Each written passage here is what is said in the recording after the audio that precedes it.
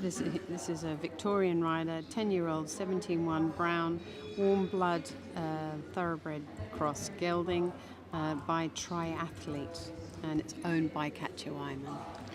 And I have seen Katja over the years. This is potentially the most spectacular test, but it takes, and Katja's a wonderful rider, certainly ridden on an Australian team already. I think earlier this year she was on the Trans-Tasman team, which did win in Sydney, and this horse is truly spectacular on the flat.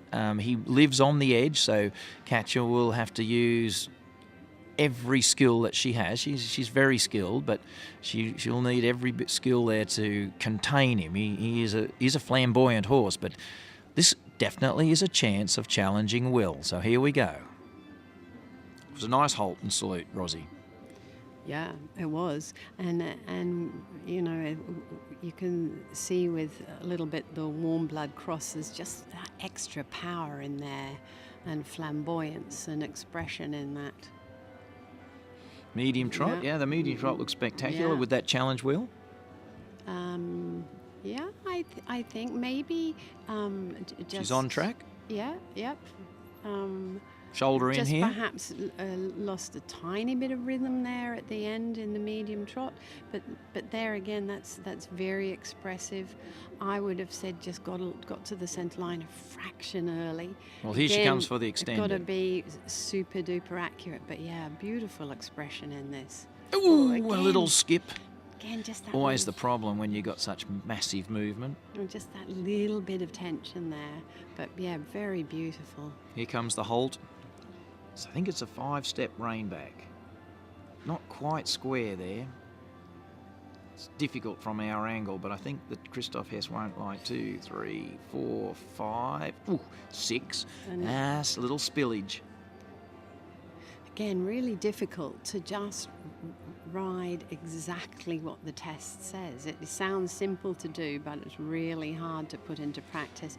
Just maybe not quite so much bend that way to the left, but again, lovely sort of expansive cross in the half pass. Yeah, I think we're into the walk now. So as a lot of that shoulder in half pass looked very nice. Technically, it may have had tiny imperfections, but it did look nice to me. That's medium walk. Now here she should change the frame and the overtrack. We haven't seen a lot of horses with big overtrack. Oh, Flamboyant's not bad there. There is overtrack. And lovely frame. Yeah. Oof, damn it. He had a little look at somebody in the crowd. Yeah. Someone coming back now. Wandering out, completely oblivious of the horse watching them. Yeah. And this is the medium walk.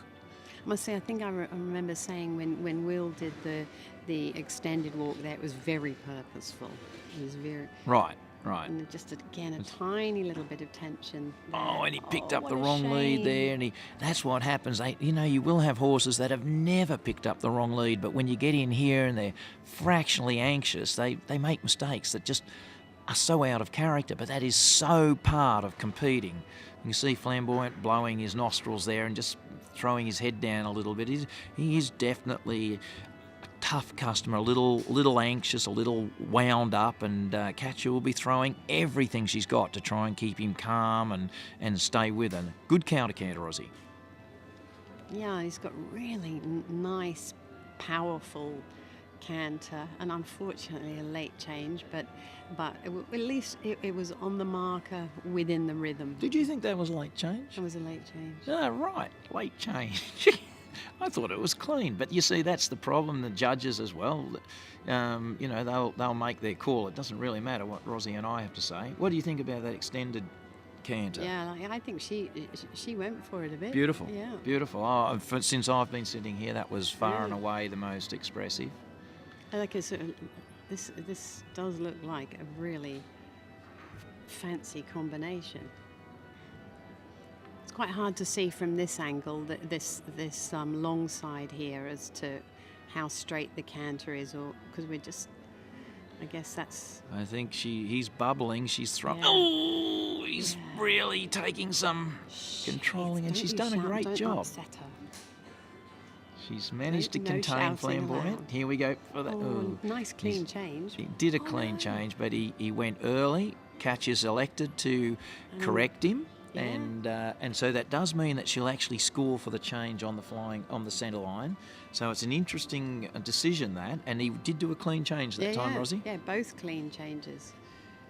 Yeah, the one that wasn't asked for and the one that was asked for. Well, it's interesting. Sonia did her flying change in the same place. The horse did it early and she just left it. Who did? Sonia.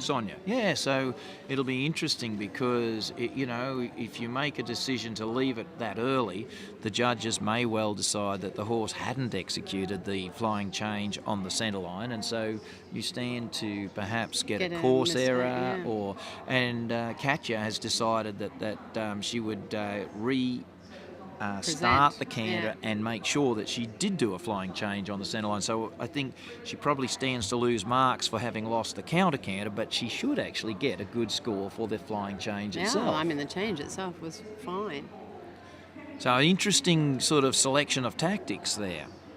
Oh, I think that's really interesting, though, that you thought that change was clean and I thought it was late. So you're saying I'd like to see it on video. Yeah, well, you might have been wrong.